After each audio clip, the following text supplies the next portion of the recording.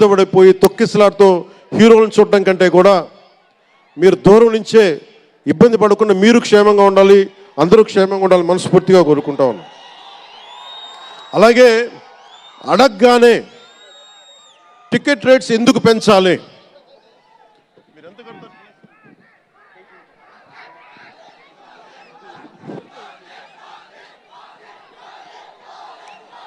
Ticket rates ఎందుకు పెంచాలి అని చాలామంది అడుగుతూ ఉంటారు. ఒక నిమిషం థ్యాంక్ యూ. సినిమా రేట్లు ఎందుకు పెంచాలని అడుగుతారు. ఈ రోజున సినిమా రేట్లు పెంచాలి అంటే it's a purely demand and supply.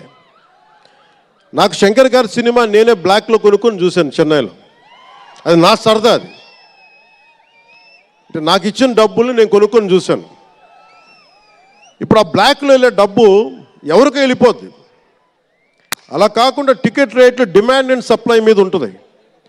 అలాంటి డబ్బులు పెరిగితే మీరు ఇష్టపడి మీ హీరోకో ఏదో ఇష్టమైన సినిమాకు మొదటి రోజే చూడాలనుకుంటారు. That's a demand. అందుకని ఎందుకు ఇంతంటే బడ్జెట్స్ పెరిగిపోయినాయి. తెలుగు సినిమా మొత్తం ప్రపంచపరంగా వెళ్తూ ఉన్నాయి. దీనికి డబ్బులు కావాలి అంటే పెట్టుబడులు కావాలి, మార్కెట్స్ పెరిగినాయి. అలాగే పెరిగిన ప్రతి రూపాయికి 18% జిఎస్టీ కడతాం. ప్రభుత్వానికి ట్యాక్స్ వస్తుంది. పెరిగిన ప్రతి రేటుకి ట్యాక్స్ వస్తుంది. ఇదేదో ఉట్టినా ఇవ్వట్లేదు ప్రభుత్వం. ప్రతి ఒక్కరికి ఏముంటుందంటే దీని ఒక ఫాల్స్ నెరేటివ్ ఉంది బయట. నా సినిమాకి టికెట్ రేట్లు పెంచకపోగా తగ్గించేశారు. భీమ్లా నాయక్కి ఇప్పుడు చాలామంది హీరోస్ అందరూ కూడా వాళ్ళెవరూ కూటమికి మద్దతు చెప్పలేదు. కానీ మేము ఎక్కడ వివక్ష చూపించాల, అందరూ బాగుండాలని కోరుకుంటాం. ఎందుకంటే చిత్ర పరిశ్రమకి మొన్న దిల్ రాజు గారు కూడా చెప్పారు, చిత్ర పరిశ్రమకి రాజకీయ రంగు పులమటానికి మాకు ఇష్టం లేదు. Though I belong to NDA, though I'm head of Janasena party, cinema should be treated as a separate entity. No politics should seep into cinema.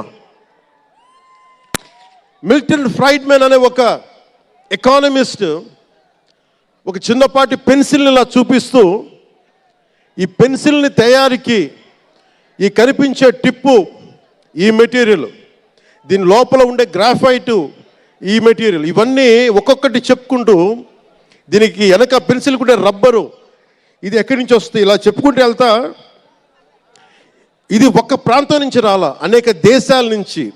Graphite ఏమో ఎక్కడ వేరే కంట్రీస్ నుంచి.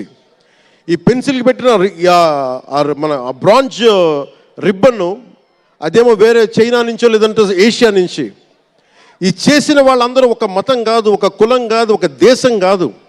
ఒక చిన్నపాటి పెన్సిల్కే ఒక రకరకాల వ్యక్తులు, రకరకాల దేశాలు కలిసి రావాలి. అలాంటిది ఇంత సినిమాకి శంకర్ గారు తమిళియన్, మనకి దిల్ రాజు గారు ఫ్రమ్ తెలంగాణ. ఇక్కడ ఒక్కొక్కరిని అడగండి, ఒక్కొక్కరు ఒక్కొక్క రాష్ట్రం నుంచి వస్తారు. బట్ అందరూ కలిసి సినిమాని తీస్తారు, మీకు ఆహ్లాదం కలిగజేస్తారు. ఇప్పుడు మాకుంటుంది, నేను ఎప్పుడు కూడా నాకు ఇష్టం లేనిది సభావేదికగా ఒకటి శంకర్ గారికి కానీ, దిల్ రాజు గారికి కానీ, తెలుగు చిత్ర పరిశ్రమకు కానీ, భారతీయ చిత్ర పరిశ్రమకు కానీ ఒకటితే మనం నేర్చుకోవాలి.